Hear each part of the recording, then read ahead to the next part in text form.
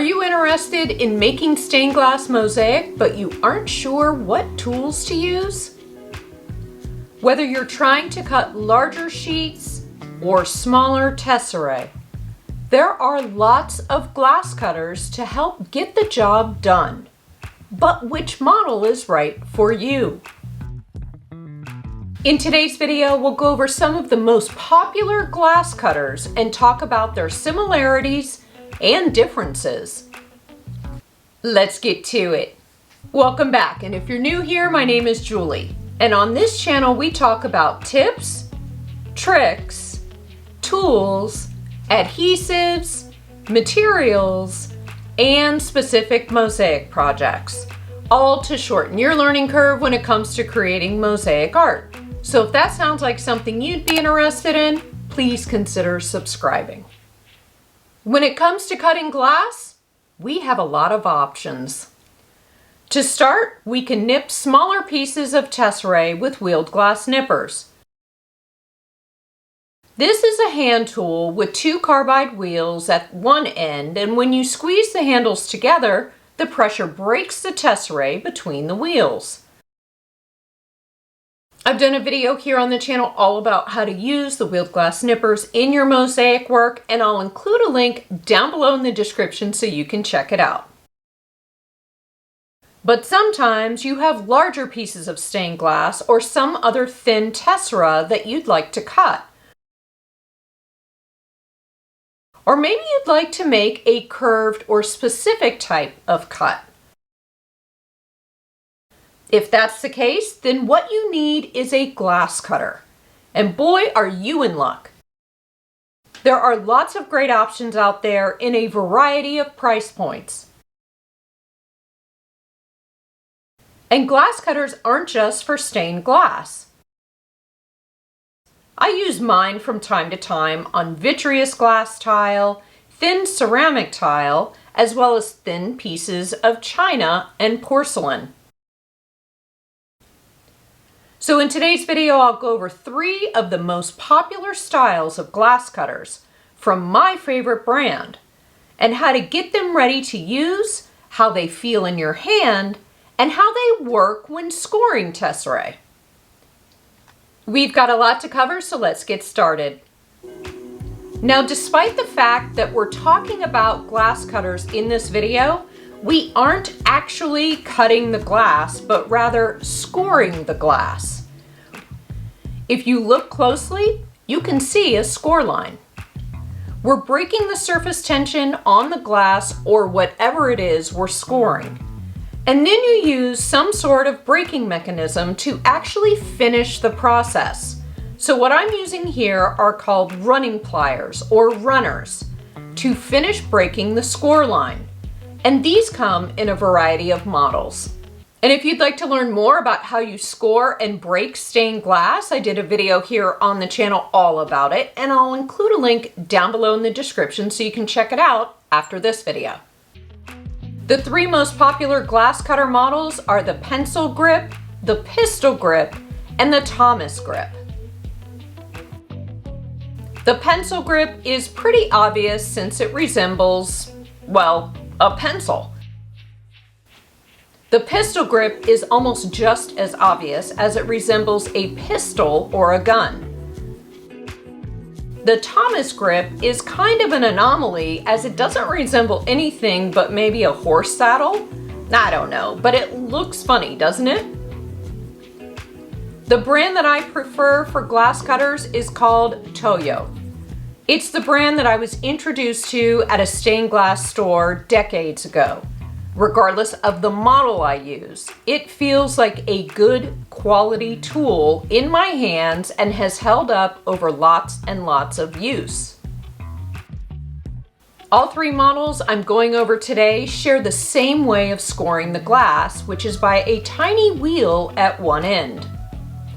This wheel glides along the surface of the glass to create a score line. When you purchase a glass cutter, it will arrive with a dispenser or dropper like this one. Now, if your cutter doesn't happen to come with a dispenser or a dropper, you can always use a syringe. This one here doesn't have a needle in it. You're going to need one of these before you get started using your cutter, and here's why.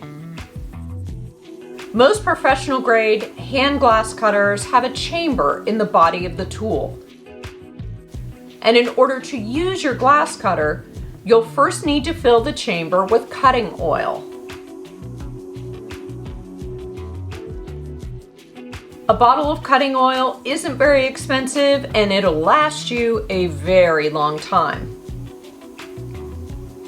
You fill your cutter with oil by unscrewing the cap and carefully adding the oil. The cutting oil not only keeps the wheel lubricated, but it also keeps it from rusting. Now each model has a different size chamber. So whichever model I use, I never fill up the chamber all the way. And then once you're done adding the oil, you screw the cap back on and you're ready to go. So as I mentioned, the tiny wheel at the end of the glass cutter is self-lubricating. So by keeping some cutting oil in your glass cutter chamber, you're allowing the glass cutter to function at its most optimal. What this means is your glass cutter will glide nicely across the surface of your glass or tesserae instead of skipping. The basic functionality of the three models is the same. You push or pull the cutters along the surface of the glass or tessera in order to score it. All three models also work well when paired up with a non-skid ruler in order to make a straight line. I should also note that you can replace the cutting heads on each of these models, and sometimes you can put a different type of cutting head on your cutter, which then allows you to create a custom cutter. Isn't that cool? So those are the similarities between the three models, but they also have their differences, and those differences may be what helps you decide which model is right for you.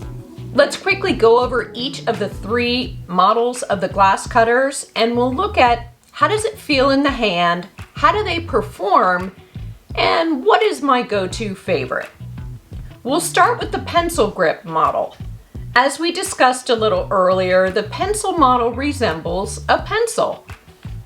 It has a tiny wheel at one end and then a hollow body for you to fill with the cutting oil. And these come in plastic and metal options. Also, it's good to note that the cutting head swivels on this particular model. So when I use a pencil grip glass cutter, I like to hold it this way. Now this particular model has two indentations, one for my thumb and one for my pointer finger, and this makes it really comfortable and obvious as to where my fingers are supposed to go. And sometimes I push it along the surface of the glass and sometimes I pull it. There's no right or wrong way. And much like how you would hold a pencil when writing, which is different from person to person, you also have options when holding a pencil grip cutter. One thing to keep in mind though is that you need to hold it in a way that keeps you in complete control. Remember, you're trying to score glass, which takes control on your part, as well as you need to apply pressure. There are a number of varieties of the pencil grip available on the market. In fact, this body style offers the most options of all the glass cutters. They have slight differences from model to model in how they're designed and feel in your hand. For instance, some of the blades swivel, some don't, and they utilize different materials when it comes to the scoring wheel. So get comfortable with the cutter. Try holding it in different ways to see what feels good, where you feel most comfortable and in control. You might find that you start holding it in a certain way, and then over time, after lots of usage, you might notice that your holding style changes. That's perfectly normal and it's okay. You just want to get comfortable with your grip, angle, and position before you start cutting glass for, let's say, a project, or perhaps if you're going to work with some special glass that you only have a certain amount of.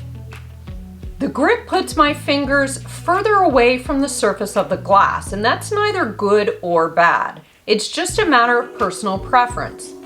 And it's a matter of what feels comfortable to you. Some people don't like their fingers so close to the action. I should also mention that what's under the glass here that I'm cutting on is a waffle glass cutting grid, and I'm also using a non-skid ruler to get straight lines. I'll include both of them in the materials list down below in the description. They're super helpful. It's probably obvious, but worth mentioning that the glass cutters with plastic bodies are much lighter than the cutters with metal bodies. So that's something to keep in mind when picking out a model for yourself. Next up is the pistol grip. This one, which resembles a gun or pistol, is pretty straightforward as far as how you hold it. And in my opinion, it's the easiest and most straightforward to use as well. It has a large body, which means there's lots of room for cutting oil. And as I mentioned a few moments ago, despite the size of the body of this particular model, I still don't keep a lot of cutting oil in it. The cutter doesn't go through the oil very quickly. And I'd much rather add more oil when it starts to get really low rather than keeping a lot in there over time.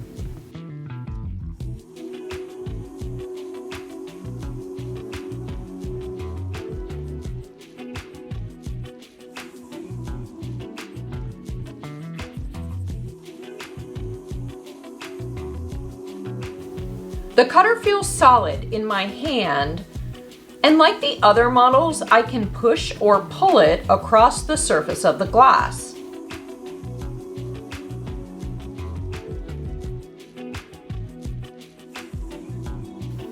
I feel like I'm in complete control by gripping the body of the cutter and moving it across the glass.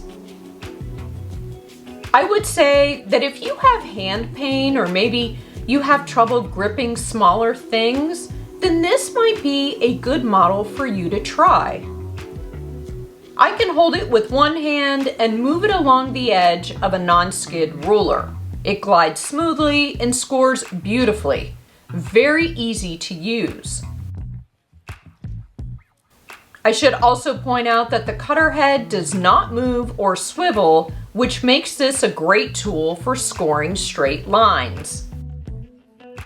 And if I'm not scoring a straight line, I can use both hands to carefully glide it along the surface of the glass in order to make a specific type of score line. I think this cutter would be perfect for a beginner just starting out. And lastly, there's the Thomas grip. This is the model I first learned how to use, and truth be told, it is my favorite. I'm not sure if it's for sentimental reasons or what, because in my opinion, it can feel a little awkward to use at first, but I love it.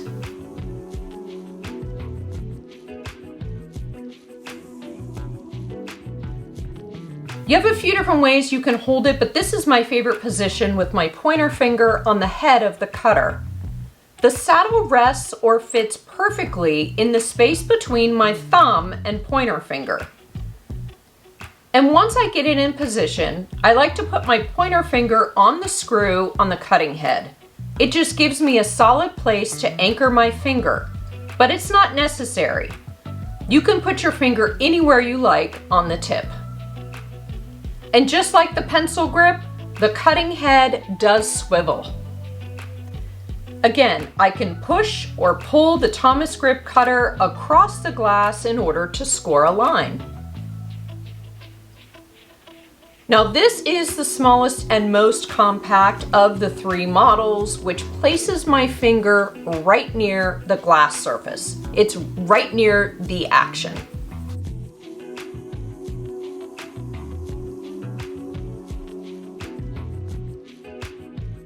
As far as getting comfortable with scoring glass, this one might take the biggest learning curve.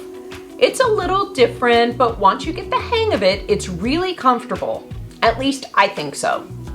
Question of the day, let me know down in the comments if you use a glass cutter with your stained glass or thin ceramic, china, whatever, for mosaic work, what glass cutter is your favorite model? I would love to hear.